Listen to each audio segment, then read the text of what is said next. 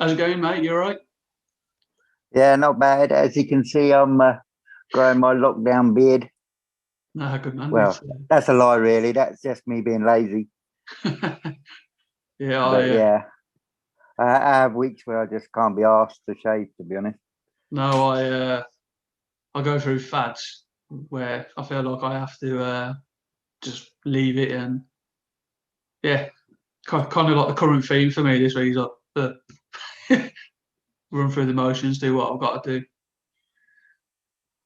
Yeah, no, definitely. Yeah, been an interesting week. I have to confess that I've probably been feeling a bit flat. Is the expression that I've probably been using to myself. Yeah, and obviously posted a little video there about overthinking, and a lot of that sort of drives that flatness. Everything feels, as we probably talked about before, so that sameness, and you just start to think, well, yeah, am I in like the Truman Show, or Yeah, yeah. am I in sort of Groundhog Day and waking up? There goes the alarm, and it's another day, another dollar. But yeah, just a general feeling of feeling a bit flat, but seem to have sort of shaken it out. Sometimes I did it at work yesterday, and I think it's important, which is what we're trying to advocate and role model, really, that I had a good whinge and a bit of a vent at work about all the different frustrations. And yeah, it seemed to shake me out a bit. I think sometimes if you're stuck in your own head, which is half the problem, if you're isolating, especially, and you're not getting to speak to people, that's half the problem, isn't it? It's just you're Yeah, not getting that dialogue. I've been overthinking, and obviously I'm not going to go into masses of detail like publicly, but like the journey I've been on, and I think I'm still overthinking about events that have happened over the last couple of years, and like, why do some people? It's something where you spoke about to me a while ago, that season, reason, lifetime. That all of a sudden, a couple of people, like, I used to, I suppose, socialize and work with. All of a sudden, they've just completely gone off the radar, and and it's kind of, for whatever reason, I won't say they don't talk to, well, yeah, they don't talk to me as much, or don't want to engage. And this is in a professional sense as well. I'm kind of like, I genuinely don't know what I've done, and I've over thought it and struggled to sleep. And it's like, well, in the grand scheme of things, the world's got so many billion of people in it, and it's probably about, argument's sake, 5, 6 people, maybe more, less, I don't know, who don't like me or whatever reason, think differently of me, or so I've really struggled with that for some reason. It's like, well, it's been what, so many years. I'm still employed, references. I'm still engaging with people, and still having those relationships. But yeah, man, I've struggled with that this week. I don't know why. It just happened. It just out of the blue, like. I'm going to throw a grenade in, as I have a tendency to do, incoming. But this will put it into context, hopefully, for you. Yeah. If I ask you randomly, then, yeah, what were you doing on this day, you know, in February 1990? I Not a clue, to be honest. 2010? Eh, it would almost be the year anniversary of my 1 year anniversary of my brother passing. So I've got a rough idea. I can't recall exactly what I was doing on that day, but yeah. Yeah. And I think that's the point, isn't it? It is, there's moments that are significant and there's moments that aren't. And yeah, it always baffles me. Like my best mate Loz, who I go to the Arsenal, or did go to the Arsenal with, you know, he's got such a better memory than me about specific games. And yet, if you go as regularly as I have and been lucky enough to do, unless that game's particularly memorable, you don't remember it. Where he seems to have a real good memory capacity for. Oh yeah, Burkamp scored, in the second half, and I was like, I can't remember it.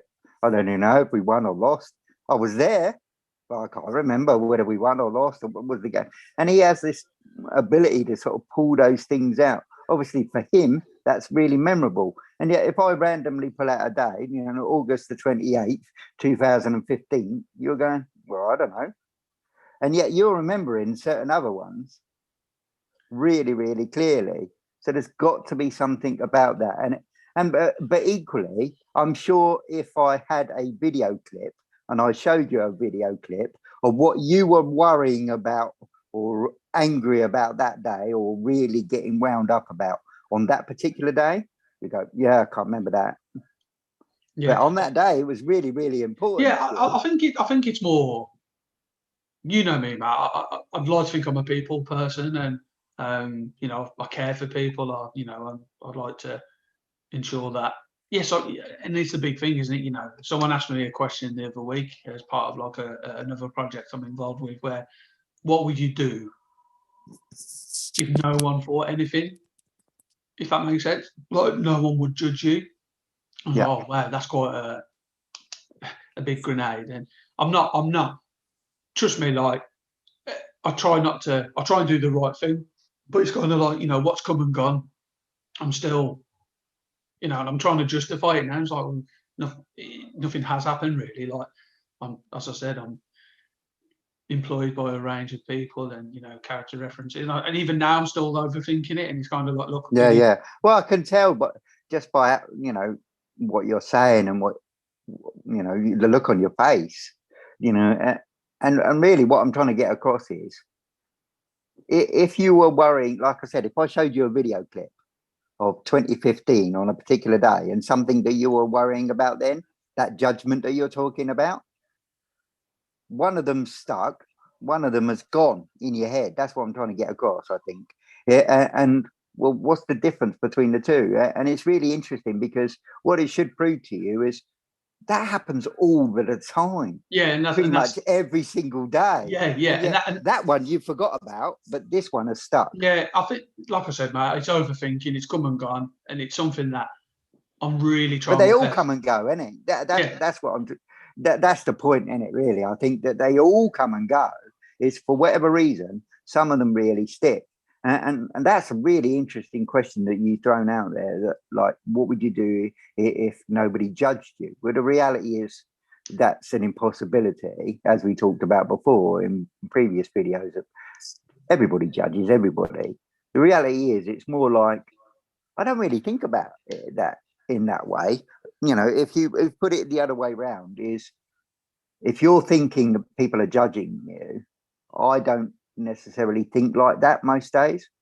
I really, putting it bluntly, I really couldn't give a shit what anybody else thinks about me. Yeah, and that's where, in the grand scheme of things, it's like, that's my approach now. My auntie sort of taught me this a few years ago: do the right thing consistently, like controlling the controllables, really. And that's all I've tried to do, mate. Is I do best by my job. I do best by people. But I think what that is where you and I have very similar traits in some levels, and I'm very aware of that person pleaser. So it's not so much being judged, it's more about that internal driver that you want, as we've talked about, everybody's on that spectrum of craving acceptance and fearing rejection. And I'm just really mindful sometimes of how I slip back into that too much craving. And that's really, maybe spinning what you're saying a little bit, is if you fall too much in that way towards that craving, it's a very slippery slope. Yeah, there's no winning that, because you're not really going to, I don't know many people that the person that you're thinking about, who might you perceive as being judging you, you're not going to walk up to them. Are you judging me? What are you thinking of me right now? What's going on in your head? Nobody's ever going to do that. Oh, no. And it's pockets. So you're never going to know the answer, Stuart. Yeah. And it's pockets of thoughts. And, like I said, it's something that I'm genuinely trying to stop, really, and not worry about, because, like I said, my granddad often says to me, your neck hurts if you keep looking that way.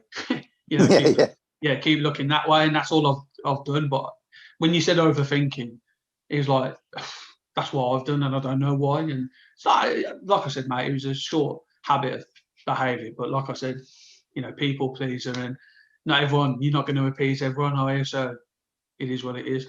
So I'm just, I'm just really interested sometimes, because I am, as you well know, sort of a very reflective person, and I will spend time sort of thinking about why I'm overthinking, which sounds like a paradox, really.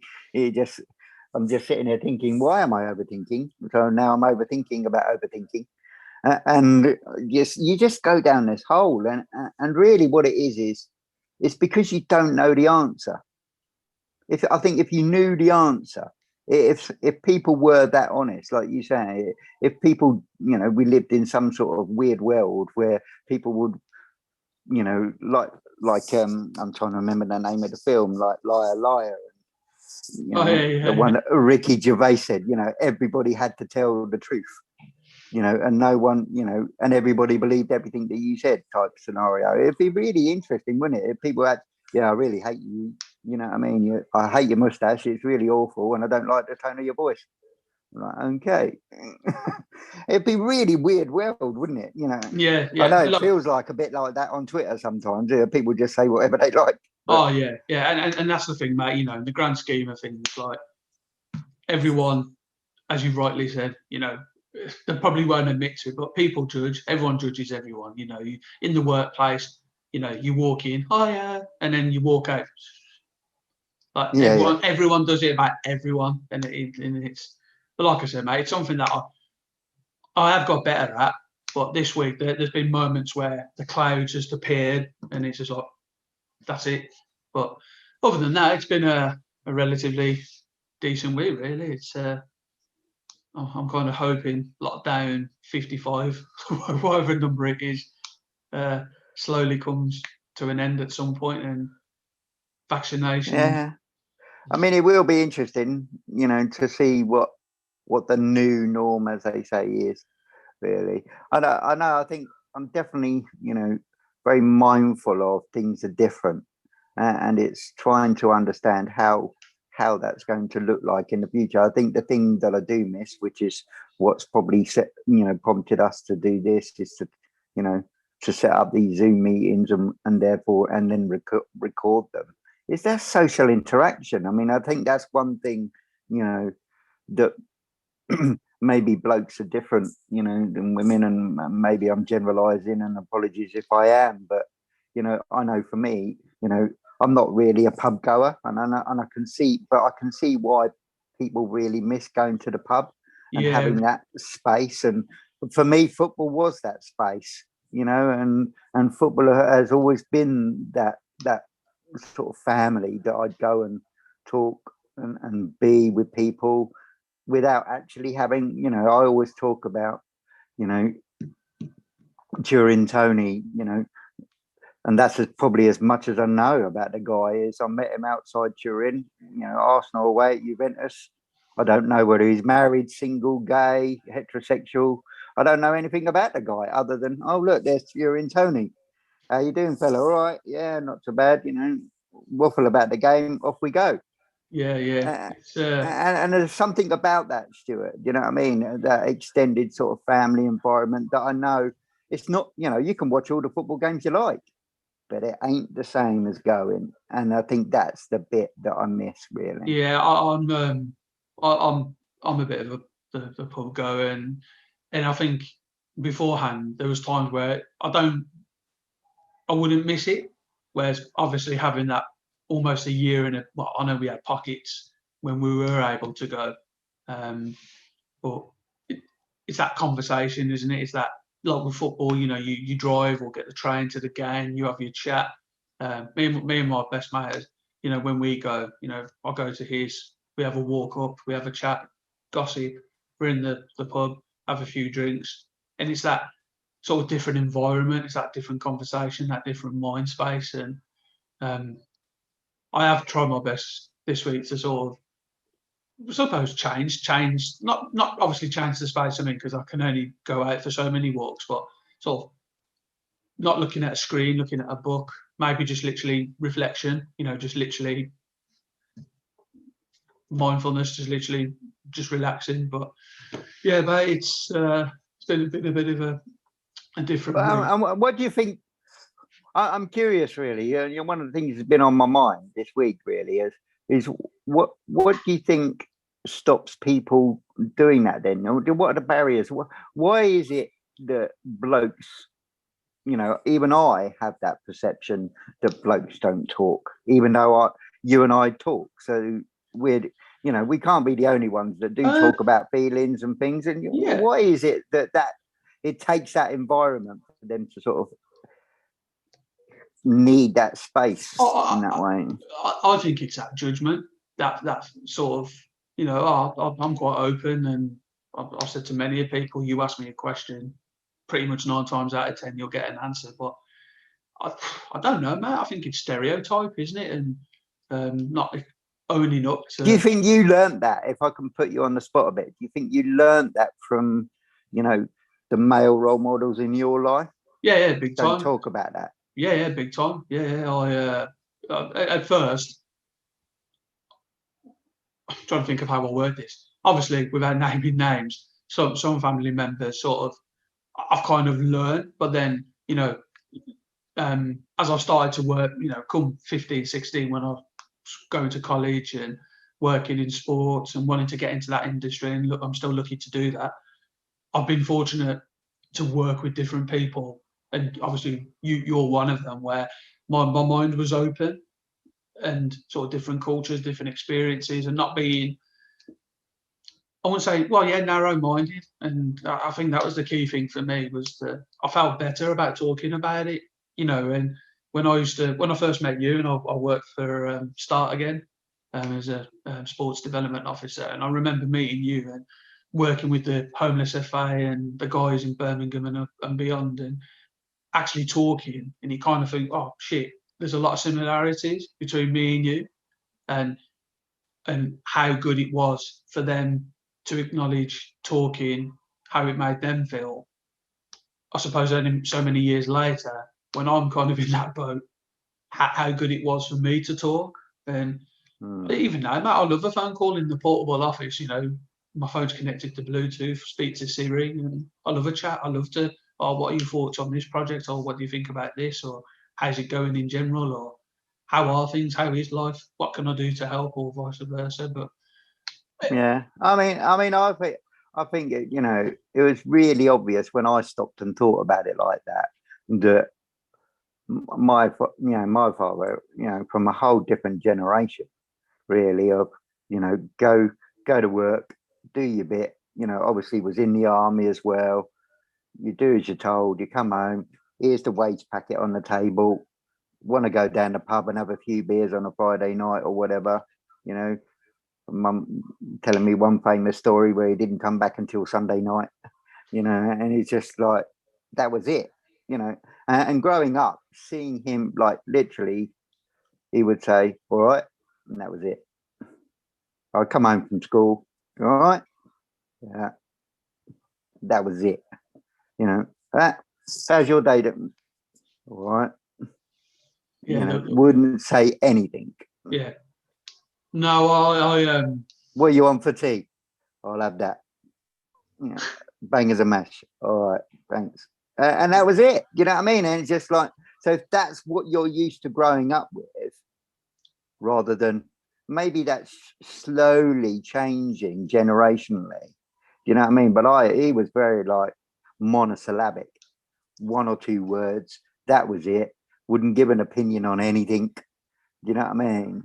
And it was really, really interesting to sort of think about, that comes from somewhere, doesn't it? So obviously, at this moment in time, you haven't got any sons, but it'd be really interesting, if you did, what would they learn from you? They'd learn to talk, hopefully, they'd learn to talk about feelings.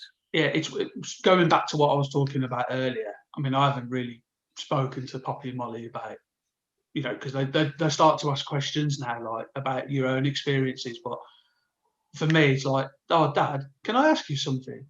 Or can I tell you something? And I've always said to them, like, you don't have to ask. Like, obviously, if I'm working or in a meeting, in a Zoom call or something, you know, but yeah, you can tell me anything. That's kind of what I've said. I've always set that stall out. Don't be afraid to tell me anything. Don't be afraid to ask. Don't be afraid to talk and not bottle it up. You know, I'd rather me be able to listen and help. You know, I'm trying to encourage conversation. Like, oh, how's it going? How was your day at school? Well, I forgot. You know, try and get it out of them that it's okay to talk about feelings and emotions and stuff.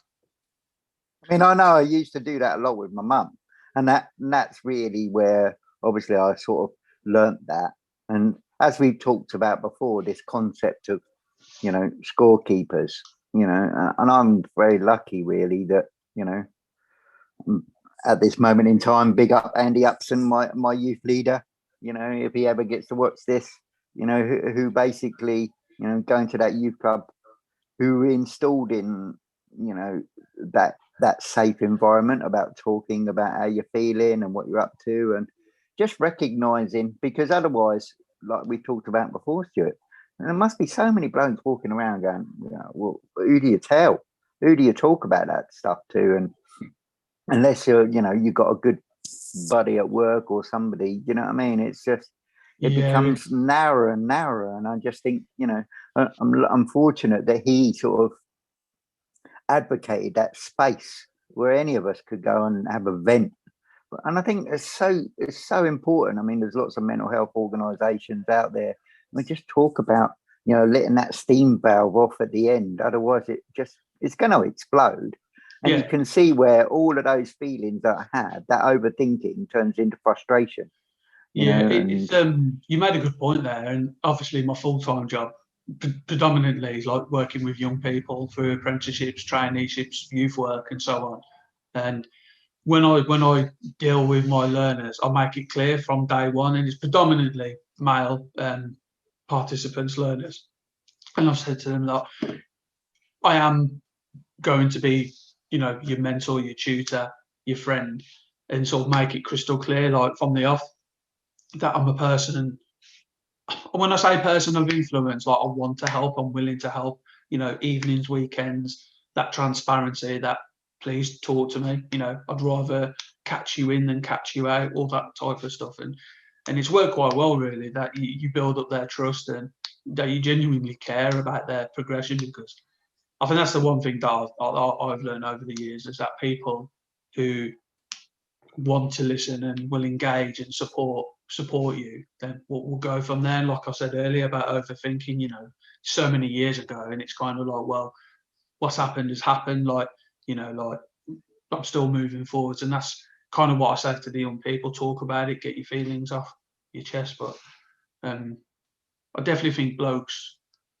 don't do that as much, and I probably see it now more than ever, because I suppose I've been in that situation where I've not really spoken about it, whereas because I do so now more than ever.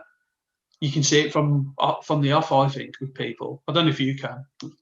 yeah, I mean, it makes me, you know, obviously you hear lots of different conversations and people talking openly and honestly about how they're feeling. And my lockdown experience has been totally different to a lot of different people's, you know, because obviously I've been going to work predominantly, you know, so still being going out and engaging in that sense. And it's a really interesting job I had where you can literally be talking all day, but still not talk to anybody sometimes.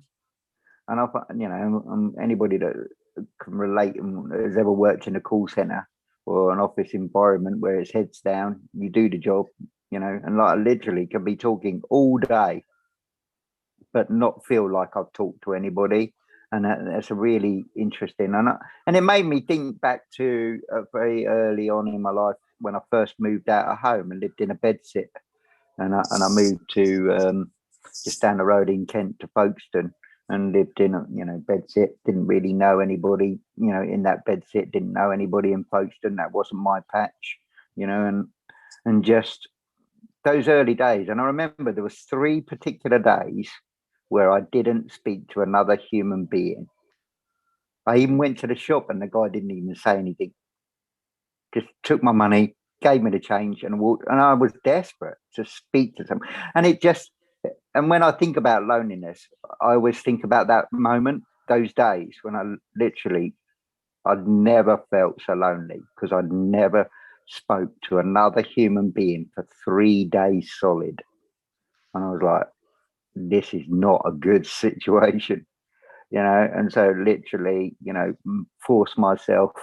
Basically, I needed respite from that situation, and so I went home for the weekend, Yeah, basically, just so that I could have a conversation. yeah, I mean, it's what, 72 hours, is it? I can't even contemplate doing that. The weirdest part was seeing people, passing them by, but not really having the courage to talk, and hoping desperately that they were going to talk to me, just so that I could say hello. And passing people on the stairs in this big block of flats, nothing. Yeah, even when like you go to the shops and you're all right, mate.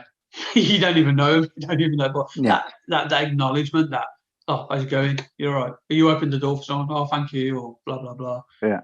Nothing. I literally didn't say a word. Nothing came out of my mouth for 72 hours. Yeah. And honestly, I always think back to those really significant moments like that and going, that's my experience. That's when I don't ever be that person again. Don't ever be afraid to go and talk, get out there, do something. And, eventually that changed, and got a job, and you start to meet people at work, and, and from there, things grow and expand, and you get to know more people in a town and different activities and stuff. But yeah, I always remember that I was about 19, and it's just still trying to find a sense of identity. But there's those scorekeepers. It really then sort of went back to, what do you do in that situation? I went back, touched base again, spoke to my mum about it. What do you do? Well, you need to get out. You need to get yourself a job. You need to go and do something. Okay. And I just sort of kickstarted it. But yeah, I always remember that time. Really, really. I mean, yeah. Ever have any moments like that? I can't recall like exactly, but I've had referring to the conversation, over the last few years, and I've spoken about this in like 10, 20 minutes ago, as well as like a couple of episodes ago, where I kind of felt like I had no one to talk to, even though I knew I had. If that makes sense. I kind of felt like, oh, this little world around me was, I could have said anything, and it would have been like people ghosts. That's how it felt. But because I never reached out, like, is that because you felt no one would be interested? Is that yeah, definitely. I kind of felt like, oh, I've been labelled. I've been, I could have spoke to like whoever and whenever, but I allowed that fear and feelings to manifest and sort of grow and grow and grow, to the point where I knew it was a select amount of people. And like you said, a lot of people don't really care either way. And that's the lesson I've had. Where I kind of felt like, oh wow, it's just me, me, and me. Whereas in theory, in reality, I know that's a load of crap. But there's a lot of people who are there. So I think that's the big thing I've said on this conversation. I know we've said before, like, check in. Like, it's the best thing I ever did, was just picking up the phone and going. Yeah, it's just so easy. And it's just like I said, it's really trying to either push through or completely eradicate this barrier, which is that no one's going to be interested. Who wants to hear my problems? Yeah. And I think that's where it sort of get back. And also just thinking, you don't want to sound like an idiot. And I think that's another barrier, really. I'm just conscious of what are the barriers that are stopping blokes actually, or watch so many TV programs and things where you just think, God, I'm so glad I'm not like that. Yeah. That guy's not bottling up all this stuff. He's not wanting to talk about it. He's being ridiculed, for being sensitive, which is perceived to be feminine. You know what I mean? And just things like that. When I'm just like, God, I'm really lucky that those scorekeepers really installed those things, just on a lighter note then, but on the same sort of tack, Stuart, really, just about like at work, You know, I was complimenting somebody, you know, because I was listening to them throughout the day. They were taking call after call.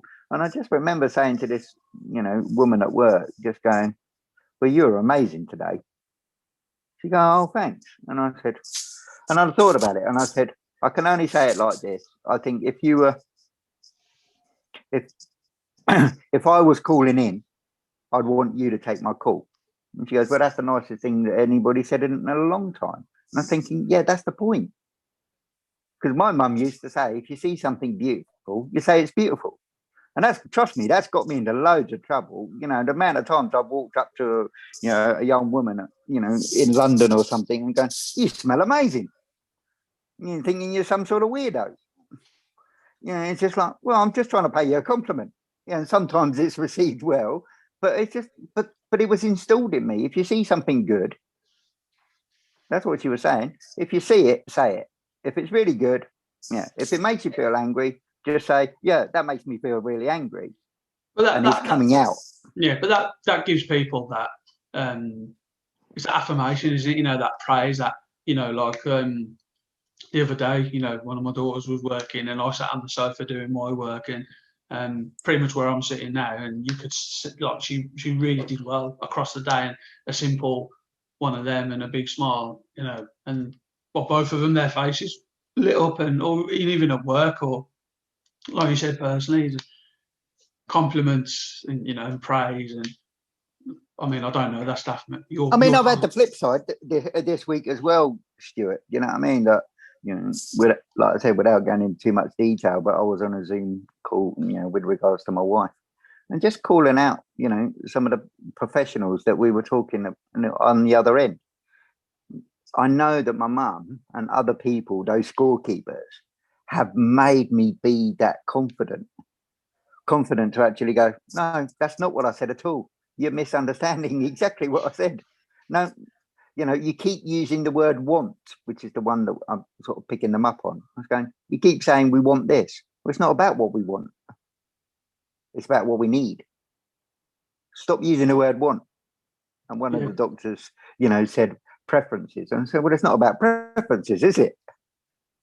You've got to get rid of that language. I'm sorry if I'm arguing about semantics here, but, and it's just, whether it's good or bad, Stuart, it's having that confidence to not go away and overthink that, not go away after that conversation and go, oh, that didn't go so well.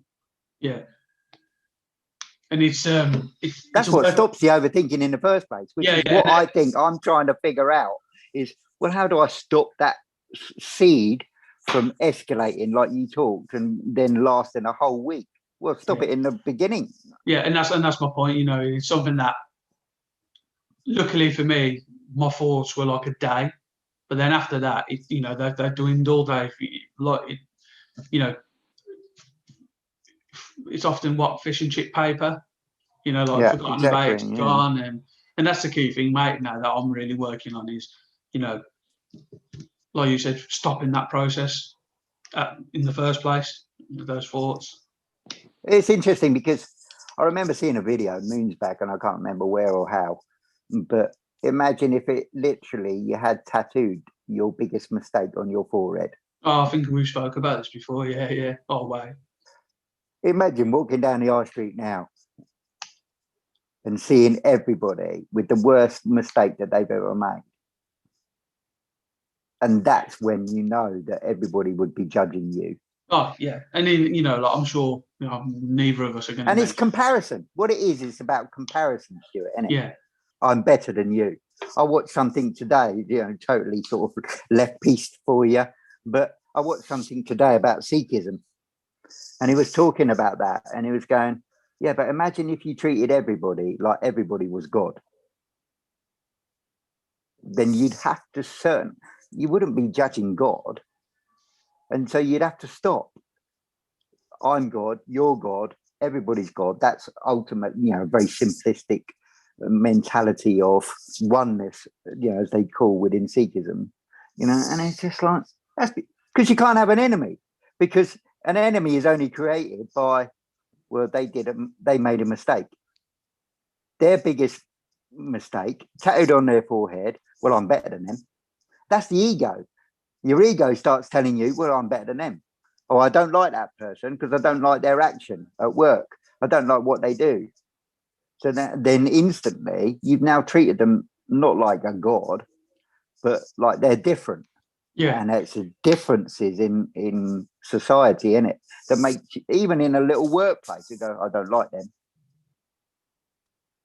And then instantly your attitude changes. And it's just really interesting. When I really started to absorb what that guy was telling me about that, I said, I really like that. I really like that approach. Is, well, how, the whole concept of, Indian greeting of a namaste, it is this soul recognizes this soul in you.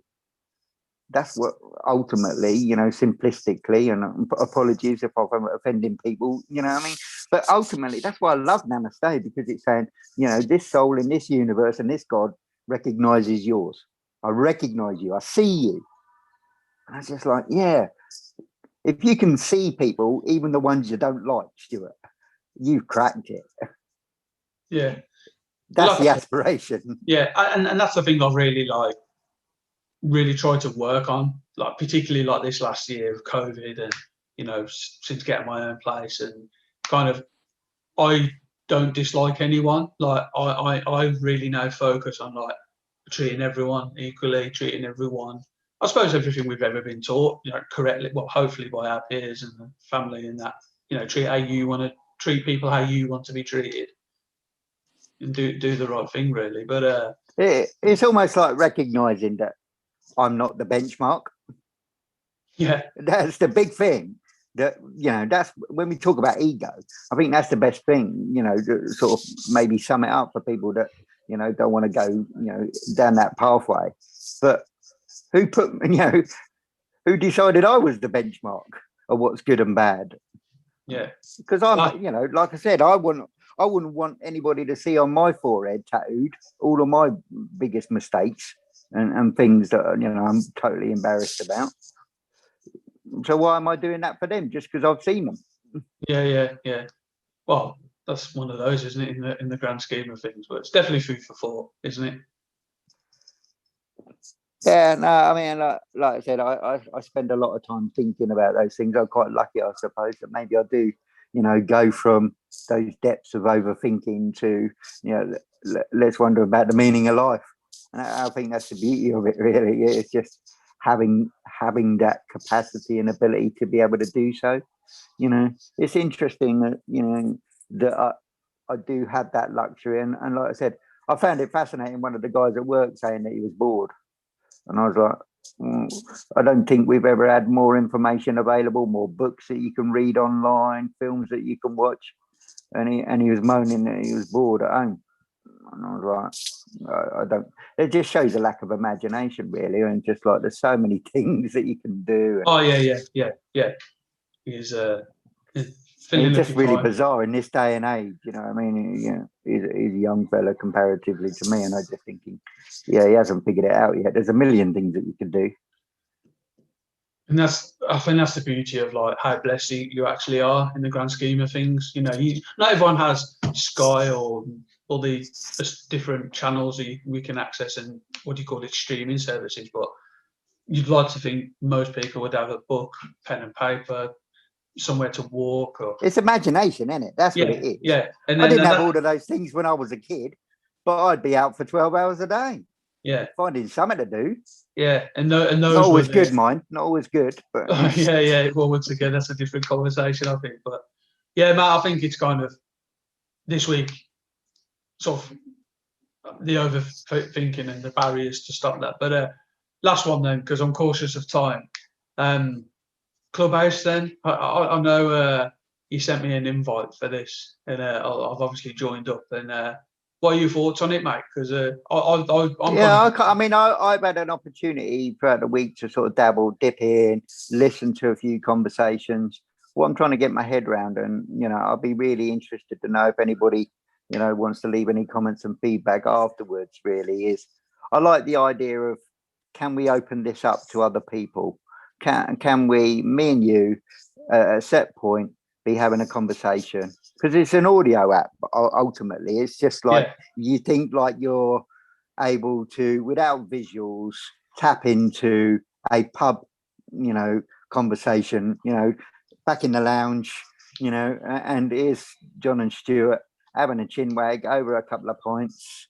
Okay. And does anybody else want to join in and have a conversation? Yeah, because it'd be really, I think it'd be really interesting to have a platform like that where we can open it up to other people. I listened to a podcast on my way to the shops earlier, and the host,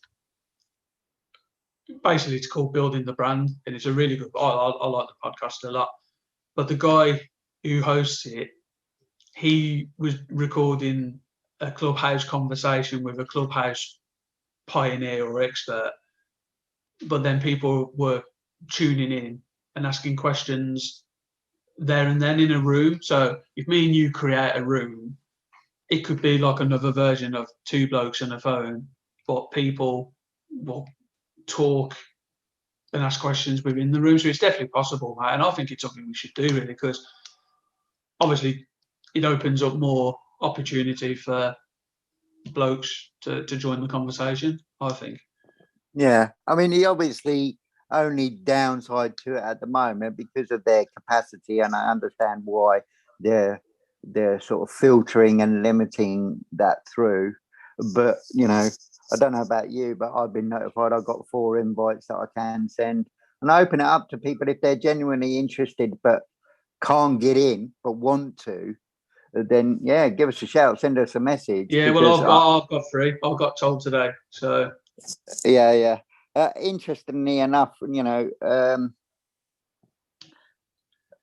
haven't told you this, but I'm just going to have a quick look now to just get it right. But obviously, certain people can follow you, and I had a notification come up the other day, and I was looking through my notifications and going, okay, who are these people? What's going on? I got a notification. I haven't done anything yet on Clubhouse. What's going on? You know what I mean? And then I looked, and it goes, oh, Stilian Petrov has just followed me. Class. I thought, what? Oh, it's just like, that's really weird. I've never had any contact whatsoever with the fella. But obviously, the bio and the stuff that we put on there has obviously attracted him. That's my point, though. That's the thing that, once again, our friendship over, 4 years, 5 years plus, talking to the universe and that type of thing. I think it's a good tool, really, and it's something that I plan on using personally and professionally for the greater good, really. Definitely. We'll keep people posted on all the different platforms that we use. I think, in the very near future, we'll be sending out, putting it out there, like I said, on all the different platforms, when and where we're going to do that, what time, and so, like I said, if anybody's really, really desperate to get into Clubhouse and, wants to have a chat with us, they can always send us a message, and I'm quite prepared to give up one to the right person. Yeah, I was about to say, that's the thing that, because I can't do it for everybody. I put something on Twitter about like, what are people's thoughts on it, and then I had like a random inbox, and I'm not going to lie, I don't even know who the guy was, and he was, in fairness to him, he's quite persistent about it, and I was like, look, I'll keep you posted, but I'm not going to lie, like I'd rather it be for my friends and associates, and then I think it just shows like the level of the impact that the app can have and the growth, depending on what the outcomes are, really. There's so many various topics and stuff on there. It's just amazing. Like I said, if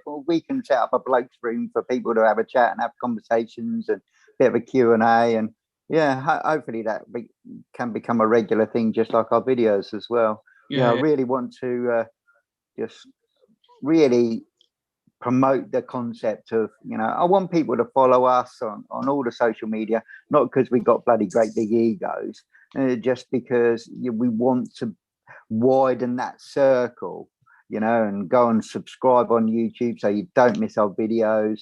You don't then need to get bombarded with loads of messages on Facebook and invites and stuff. But, you know, people, you know, can spare those couple of seconds to share stuff. I just want it to reach out to a different circle, because ultimately, you know different people than I know. And if those people then share, it's that ripple effect, really. And it's like I said, hand on heart, it's not about ego. To be honest, I just want that for the right reasons, really, which is I want more people to get involved and want more guests to come on and have different perspectives, because that's how I grow as a person and that's how I learn stuff. I don't know what you think, but that's why I want people to share it, really. Oh yeah, and that's one of the reasons why I suppose our relationship started, wasn't it, in the first place, about impact and helping and learning and growing. But yeah, mate, it's because I'm cautious of time. I think we've had a very good chat this week. I feel better for it. I'm not going to lie. I do feel a bit better. Yeah, I'm glad we got past the sort of overthinking stage, and like I said, I've got more things to look forward to next week. I've got another interview coming up, and it's just starting to sort of get things into context. I think that's how I've dampened the overthinking. Final comment, if you like. It's just putting things into context and having, as they say, having that attitude of gratitude. I just things ain't that bad. Come on, and stop worrying about what everybody else is saying, thinking, doing, or what's not in your control. Just let it go. Just relax. No, I don't think I could have ended the conversation better myself, mate. Some wise words. But for those of you that are watching, please like, subscribe, share, because we want to impact as many people as we can and encourage people to check in. So, John, good chatting, mate, and no doubt I'll catch up with you within the next couple of days. No worries. Take care, buddy. Have a good Sunday. See you, mate. Bye. Bye.